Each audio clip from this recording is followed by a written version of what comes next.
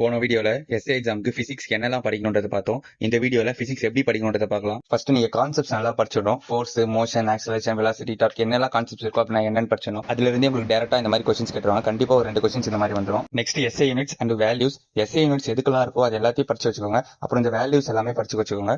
அதுல இருந்தே கண்டிப்பா ஒரு 2 கொஸ்டின்ஸ் வந்துடும். நெக்ஸ்ட் ப்ராப்பர்ட்டிஸ், பண்புகள், லைட், சவுண்டு, சாலிட், லிக்விட் கேஸ்ல எப்படி போகும், டென்சிட்டி, டெம்பரேச்சர் இதெல்லாம் எப்படி அஃபெக்ட் பண்ணும், மேக்னெட்டோட டைரக்ஷன் ப்ராப்பர்ட்டிஸ் என்ன. இப்போ இந்த கொஸ்டின்ல பாருங்க ஹையஸ்ட் ஸ்பீட்னு கேட்டுருக்காங்க. ஸோ ரெட், ஏன்னா ஹை வேவ் லென்த் இருக்கும், அப்போ ஃப்ரீக்வன்சி கம்மியா இருக்கும், எதுக்கு ஃப்ரீக்வன்சி அதிகமா இருக்கும், இந்த மாதிரியான ப்ராப்பர்ட்டிஸ் எல்லாம் படிச்சு வச்சுக்கணும். Next laws and equation. இப்போ V ஈக்குவல் டு IRனா இது யார் சொன்னாங்க, Vனா என்ன, ஐனா என்ன, ஆர்னா என்ன. இப்போ ஈக்குவல் டு MC ஸ்கொயர்னா ஈனா என்ன, எம்னா என்ன, சீனா என்ன. ஸோ இதெல்லாம் நீங்க தெரிஞ்சு வச்சுக்கணும். ஸோ நெக்ஸ்ட் வந்து யூசஸ். உங்களுக்கே தெரியும் ஏசி கரண்ட், டிசி கரண்ட் எங்க யூஸ் பண்றாங்க, எலக்ட்ரோமேட்டிக் வேவ்ஸோட யூசஸ் என்ன, சவுண்ட் வேவ்ஸ் எங்க யூஸ் பண்றாங்க, மேக்னெட்ஸ் என்னோட யூசஸ் என்ன, நியூக்ளியர் எனர்ஜியோட யூசஸ் என்ன.